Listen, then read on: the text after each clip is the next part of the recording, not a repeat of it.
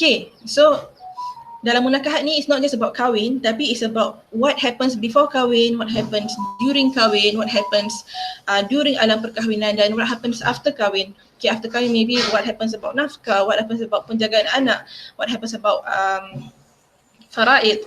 Okay, maybe faraid also termasuk muamalat juga, so it's like an interconnected topic. But also when what after kahwin can be also perceraian, okay, perceraian. And munakahat also cover perceraian dari segi rujuk, iddah and everything. So munakahat is basically all about kahwin before, during and after.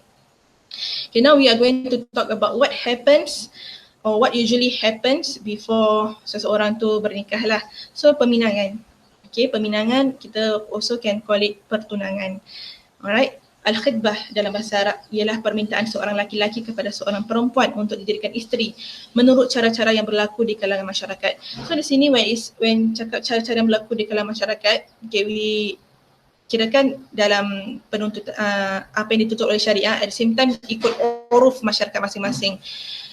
So sebab tu it's very important lah, okay, because setiap tempat dia punya cara pertunangan lain-lain. Okay, dekat western countries, even though ada Muslims there, okay, pertunangan mereka berbeza. In Middle Eastern country pun sama, in Asian country pun sama. So kita tahu kan pertunangan dari dekat dalam Singapura macam mana. Okay, mungkin pihak lelaki jumpa pihak perempuan dan make an agreement bila nak kahwin, kirakan dah chop lah the girl gitu kan. So mungkin ada cincin sebagai tanda pertunangan. Okay. Kalau dekat mungkin negeri Arab, for me I live in Jordan kan, so dekat sana dia punya adat more to baca Al-Fatihah, dan baca Al-Fatihah sign a paper and there you go, you dah bertunang. So can be very simple, can be very extravagant, can be very moderate. It depends on the place where you live in, the family that you are in, okay, and the things that you want to put in pertunangan lah. Tapi the core is you have to ikut ajaran Islam. So dalam pelaksanaan khidbah, lamaran, biasanya masing-masing pihak saling menjelaskan keadaan dirinya dan keluarganya. So kat situ ada exchange of exchange of introduction of themselves. Khidbah merupakan pendahuluan perkahwinan disyariatkan sebelum ada ikatan suami isteri dengan tujuan agar waktu memasuki perkahwinan didasarkan kepada penelitian dan pengetahuan serta kesedaran masing-masing pihak. Maksudnya khidbah ni kita bukan saja macam nak chop je tau, tapi khidbah has a bigger purpose to actually set a date, okay, between both families. Okay, they agree on a date untuk menyatukan the girl and the woman and the man. Okay, and also dalam date tu untuk ta'aruf. Okay, untuk ta'aruf. Ta'aruf bukan saja for example tahu nama tau, tak. Ta'aruf tu you know the characteristic of the person that you are marrying. Okay, and you from that ta'aruf you baru akan decide, okay, orang ni cocok untuk for me or not. Okay, is this person suitable for me or not. So khidbah digalakkan lah kerana it actually opens door for you to actually look how your life would be like when you marry that person. Okay, not 100%, okay, not 100%, but you nampak lah. Peminangan mengakar pada kata peminang yang artinya melamar, meminta, mempersunting dan menanyakan. Peminangan menjadi langkah-langkah persiapan untuk menuju perkahwinan yang disyariatkan oleh Allah SWT. Sebelum terlaksananya akad nikah, guna lebih menambah dan peminangan juga untuk menambah pengetahuan dan pengenalan masing-masing. Okay, ta'aruf. Suami dan isteri itu mengetahui tentang watak mereka masing-masing, perilaku dan kecenderungan satu sama lain dengan harapan dapat memasuki kehidupan perkahwinan kelak dengan hati dan perasaan yang lebih mantap. Dengan demikian, peminangan dapat dikatakan sebagai permintaan atau pernyataan dari seorang laki-laki kepada perempuan secara baik-baik sesuai dengan kebiasaan, adat, okay, tadi yang when I say uruf, yang berlaku di daerah tersebut baik secara soreh, terang-terangan ataupun secara kinayah, sindiran yang dapat dilakukan sendiri ataupun melalui perantara. Jadi kat sini is that pihak lelaki jumpa pihak perempuan ataupun pihak lelaki hantar, okay, wakil. That is where dia kata perantara lah, atau wakil untuk tanya pihak perempuan about meminang pihak perempuan, meminang the girl. Okay, and secara sorah atau secara kinayah. Secara sorah is straightforward lah, cakap this man would like to marry your daughter, for example. Atau secara sindiran, mungkin orang Melayu buat pantun atau berbunga-bunga. Mungkin for example yang kita tahu is that ada kumbang nak memetik bunga ataupun nak memetiklah bunga di taman, for example. Jadi kalau kita tengok, kalau soreh orang when people actually do the literal, faham the literal meaning macam apa yang kumbang, apa yang bunga kan. Tapi orang Melayu adat dia macam gitulah. Dia tak straightforward. Dia berkias-kias. Jadi dia nampak lebih cantik lah, nampak lebih sopan juga. Kadang dalam adat ni macam for certain families is quite harsh when you actually say, nak terus ambil tangan perempuan and go marry that girl. Tu quite straightforward. Orang Melayu, they really tapis lah apa yang dia kata. So dia orang gunakan kumbang, gunakan bunga ataupun gunakan macam pantun-pantun sebagai meriahkan majlis dulu sebelum really go straightforward. So, apabila proses peminangan sudah konkret dan peminangan itu diterima oleh pihak-pihak yang dipinang, berarti bahawa secara tidak langsung kedua belah pihak disertai dengan kerelaan hati telah mengadakan perjanjian untuk melaksanakan akad nikah. Dengan adanya perjanjian yang langsung atau tidak langsung itu berarti calon mempelai telah terikat dengan pertunangan. Masa antara menerima pinangan dengan pelaksanaan akad nikah jika tidak ada pembatalan disebut pertunangan. Okay, so peminangan ni is that the process of someone, pihak lelaki jumpa pihak perempuan. Tapi the results, the natijah and the time frame between that time, kalau perempuan dah agree, pihak perempuan dah agree, pihak lelaki pun dah agree, and the date of akad nikah is called masa pertunangan. Okay, so there's a difference lah, a slight difference. Okay, it's all, ni semua dalam before marriage. Okay, it can also be semua peminangan, tapi peminangan is like before, peminangan is the process and the result is the pertunangan lah, the time frame.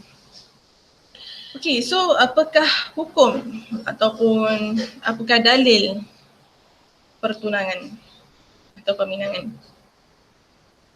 Okay, is masyru' dalam Islam. Okay, dalam hadis dan Al-Quran juga. Dalam Al-Quran surah Al-Baqarah ayat 235 yang berbunyi, A'udzubillahi minasyaitonir rajim, wala junaha 'alaikum fima arradtum bihi min khitbatin nisa'i aw aknantum fi anfusikum. Alimallahu annakum satadhkurunahunna walakin la tu'ahidna sirran illa an taqulu qawlan ma'rufah, ila akhir ayat. Dan tidak ada dosa bagi kamu meminang wanita-wanita itu dengan sindiran atau kamu memunyikan keinginan mengahwini mereka dalam hatimu. So dekat sini teranglah ayat Quran mengatakan tidak ada dosa bagi kamu. Maksudnya it's okay for you to meminang wanita dengan secara terang-terangan ataupun dengan sindiran. Dari Jabir bahawa Rasulullah SAW bersabda, apabila salah seorang di antara kamu melamar perempuan, jika ia bisa, dalam bahasa Indonesia, jika ia boleh memandang bagian yang akan mendorongnya untuk kahwin, hendaklah ia lakukan. Okay, maksudnya dekat sini kalau melamar perempuan, apa yang dibolehkan, ya lihatlah muka dan tangannya. Tu pendapat ulama' lah. Ada pendapat ulama' lain yang mengatakan boleh nampak bahagian lain. Okay, tetapi yang kita diajar dan yang how should I say, mungkin yang jumhur adalah melihat muka dan telapak tangan. So kenapa di sini Rasulullah kata ia dapat mendorong untuk kahwin, hendaknya ia lakukan. So it's not about kecantikan saja, maybe it's about kecantikan. Mungkin nampak perempuan tu sejuk mata memandang dan lebih tertarik untuk nak kahwin. Pada saat sama juga it's about macam when you look at that that person, you rasa tenang. Okay, you rasa tenang. Ada je orang yang mungkin handsome ataupun cantik, and handsome and cantik sini very subjective because for me this guy may be handsome but this guy biasa saja, ataupun for other person this guy may be handsome tapi this guy pula biasa saja. And it goes the same to lelaki juga. Lelaki rasa wanita A cantik, wanita B biasa, ataupun lelaki lain rasa wanita B biasa A cantik, macam itu. So dah confuse sikit tapi you get what I mean lah. So it's subjective. So dekat sini it's more of you tenang tengok orang ni. Okay, ada je orang yang Masya Allah, yang Masya Allah cantik tapi kita tak tenang tengok. It's not about tak tenang macam rasa marah kita apa, tapi macam you will really rasa at peace lah. Okay, itu antara hadiah Allah kasih lah kepada pasangan suami isteri. Okay, ataupun antara petunjuk untuk cari suami atau isteri, calon suami atau isteri, okay, untuk melihat seseorang itu. That's why dalam peminangan boleh tengok muka dan juga telapak tangan. Telapak tangan tu pun sometimes people ada yang mengatakan it's an indication of perempuan tu hardworking ke tak, kalau tangan dia macam mana. Dan tangan tu pun juga menunjukkan lah keadaan fizikal wanita juga, okay, bagaimana kulitnya dan sebagainya. So ada indication daripada muka dan tangan juga. So dekat sini digalakkan untuk melihat, okay, calon isteri atau calon suami, kerana kalau tak lihat tu macam mana. Sedangkan kita, I'm not samakan, tapi ni just an analogy. Sedangkan benda yang kita nak beli je kita kena tengok kan, kita kena tengok size, kirakan kita kena tengok size-nya, kita kena tengok benda ni bagus ke tak untuk kita buat research on the things that we do, especially handphone kan, kita buat research kamera ni bagus ke tak, tu semua. Tapi itu je kita dah kena tengok apa yang kita nak beli, apatah lagi orang yang kita nak kahwin. So kita kena really know lah about the person that we want to marry. So this is why Islam tu indah. Islam tu kasih guideline kepada benda-benda ini, kasih guideline to all these small matter yang kita mungkin merasa biasa je, tak tengok pun boleh kahwin. No, don't do that. Okay, don't do that. Banyak orang yang do that. Okay, you don't want to feel regret lah. You don't want to regret your decision. Okay, macam you don't want to have seandainya aku actually buat gini, seandainya aku actually tengok baru aku tahu, macam no. You do what you are supposed to do dalam, kirakan dalam syariat Islam, okay, yang tak langgar suruhan Allah, tak langgar syariat Allah. Rasulullah dah kata dah boleh tengok, you tengok siapa yang you nak kahwin. Okay. Majoriti fuqaha berpendapat bahawa orang yang meminang boleh memandang pinangannya. Imam Malik, Imam Syafi'i dan Imam Ahmad memberikan batasan pada telapak tangan dan wajah saja, kerana wajah cukup untuk bukti kecantikannya dan dua tangan cukup untuk bukti keindahan dan kehalusan kulit badannya. Adapun yang lebih jauh dari itu, kalau dimungkinkan, maka hendaknya orang yang meminang mengutus ibunya atau saudara perempuannya untuk mengetahuinya. Jadi kat sini hold on Okay, jadi kat sini jumhur ulama dah mengatakan telapak tangan dan wajah saja. Dan kat sini boleh tengoklah orang ni kita tenang tak tengok dia sedap mata memandang ke tak. Sometimes that person doesn't have to be that cantik, secantik-cantiknya, tapi kita tengok kita rasa tenang. And also kita tengok juga keadaan fizikal dia macam mana. Ada orang okey dengan keadaan fizikal macam ini, tapi ada orang tak okey dengan keadaan fizikal macam ini. So benda-benda ni have to be settled before kahwin. Jangan lepas kahwin baru rasa menyesal and everything. Macam you not prepared for marriage lah kalau macam itu. Dan kalau nak tengok keadaan yang lebih, mungkin lebih batasan muka dan tangan, maka can actually hantar ibu ataupun your adik atau your kakak untuk tengok keadaan ni macam mana dan sebagainya. Begitu juga dengan perempuan juga. Perempuan janganlah kahwin tanpa nampak siapa suami kita atau siapa bakal suami kita kan. It goes both ways lah, Cuma perempuan mungkin you actually tengok lelaki tu je, you dah you okay with it. According to research also, lelaki lebih tertarik more about the physical aspect before the personality, tapi perempuan more to the personality aspect before the physical aspect. Okay, batasan pergaulan antara lelaki dan wanita dalam masa khidbah. So waktu masa khidbah ni bukan kahwin, bukan perkahwinan. So adalah batasannya. The keyword is belum lagi halal lah. Okay. Jadi ada batas-batasannya. Tapi ada benda juga yang you can actually do. For example, the guy can meet you. Okay, the guy can meet you but dengan orang yang ketiga untuk secara purpose untuk ta'aruf. Okay. Telah menjadi kesepakatan bersama bahawa kerana bagi keduanya masih seperti halnya orang lain yang bukan mahram, maka tidak diperkenankan bagi keduanya untuk bergaul secara bebas yang mana ada terjadi hal-hal yang dikhawatirkan akan melampaui etika, kod etika dalam agama. Oleh kerana itu dalam permenyangan pun ada batas-batas tersendiri agar tidak terjadi pergaulan yang bebas di mana sudah di luar kod etika dalam agama. So di sini ada kelonggaran. Kelonggarannya maksudnya apa tahu? You get to ta'aruf with that person. So you get to ask that person questions, see that person punya character. So you get to go to extra mile. Macam kawan, okay, for example orang yang bukan tunang kita, we don't really do that. Okay, we don't really macam cakap-cakap very deep. Okay, deep ilmiah discussion, okay, is another story, but more to macam deep knowing yourself, knowing the core soul of yourself. You do that with someone yang you betul-betul dah berniat untuk kahwin lah. Okay, you don't really macam do that dengan semua orang. That is why cantiknya ataupun indahnya Islam, because Islam actually put speciality in the places yang deserve speciality lah. Okay, so kat sini pertunangan you can ta'aruf, okay, and yang digalakkan is actually to meet, okay. Ada, for example, ada yang mengatakan tak boleh jumpa. Boleh jumpa but bawa orang yang ketiga, so that orang yang ketiga ni dia akan jadi you punya macam mana, you akan tengok orang ketiga before you do anything tau. Macam kalau you dua orang, you won't actually fikir lebih mendalam untuk tak buat perkara yang tak sepatutnya. So kalau orang ketiga, you akan lebih rasa segan, lebih rasa malu. That is where kita perlukan that rasa segan dan rasa malu, because we belum lagi berkahwin. Okay, so ta'aruf ni just a brief about ta'aruf.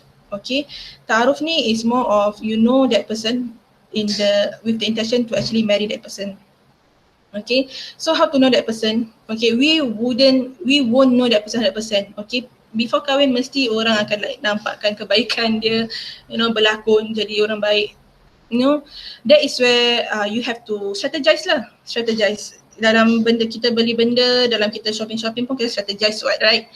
Dalam banyak benda, dalam kita belajar pun strategize what. So kita strategize dalam benda penting dalam hidup kita jugalah, which is to first istikharah. Okay, you pun also investigate in terms of investigate personally. Ask that person for a girl, ask the man that you are marrying. Kirakan what are the things that need to be, what are the core things, what are the things that you cannot live without. Are you okay with this? Are you not okay with this? Okay, and tengok karakteristik dia, istisyarah, tanya-tanya orang. Okay, orang dia macam mana? Orang dia pemarah ke, lembut ke, suka menyakat ke, suka macam mana dia punya solat, cukup 5 waktu ke tak? Tanya orang-orang yang kenal. Dan istikharah yang paling penting kerana Allah yang akan memberi jawapan dan membuka hatilah. So benda-benda ni walaupun insyaAllah mungkin tak ditanya dalam A-levels, tapi you need to know. Like what I said, fikir tu menyeluruh. So when you want to actually answer questions, you need to know the core principles of that thing.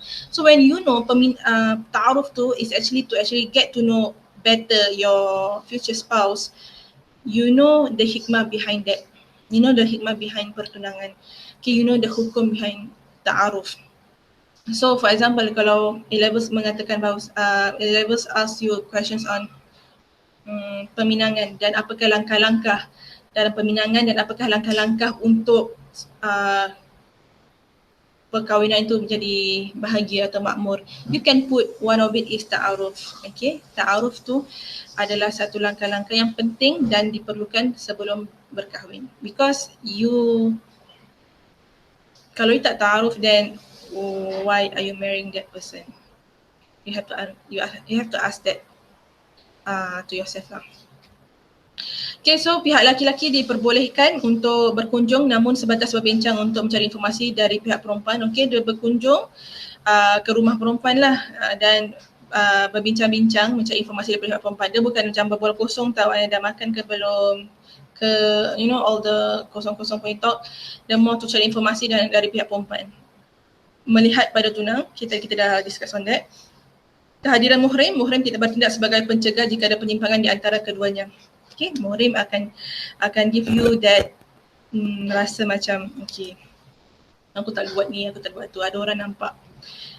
So actually kita kena tahulah Allah selalu nampak kan, Allah selalu maha melihat, tapi at the same time kadang that thing actually sadly it doesn't work for many of us, right? So kita akan ada muhrim tu is a physical yang macam okay tak boleh buat apa-apa.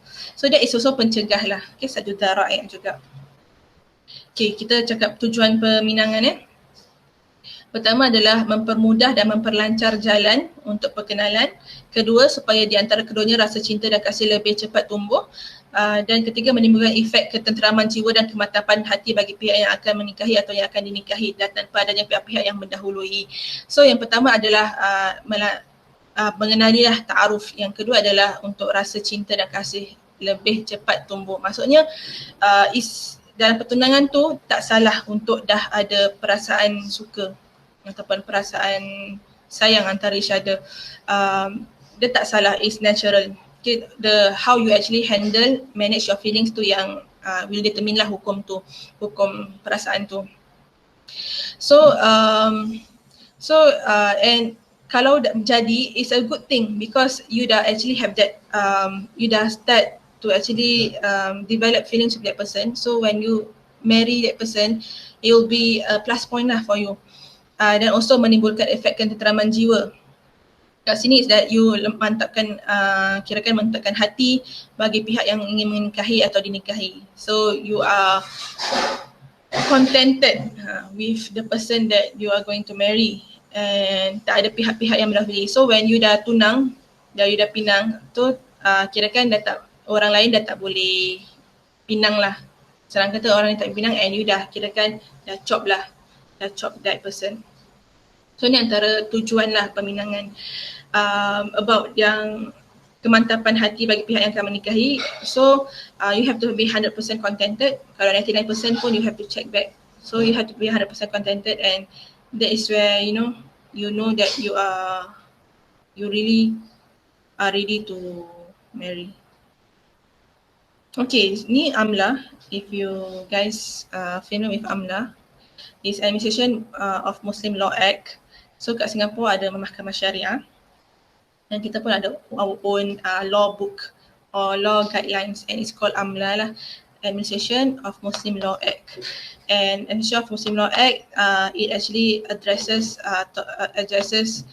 a few areas of Sharia, which mostly on wakaf, masjid, peminangan, perkahwinan, talak dan sebagainya. That's why we have mahkamah syariah kan. Mahkamah syariah is actually handle cases of marriages, handle cases of divorces, handle cases of what happens after divorce.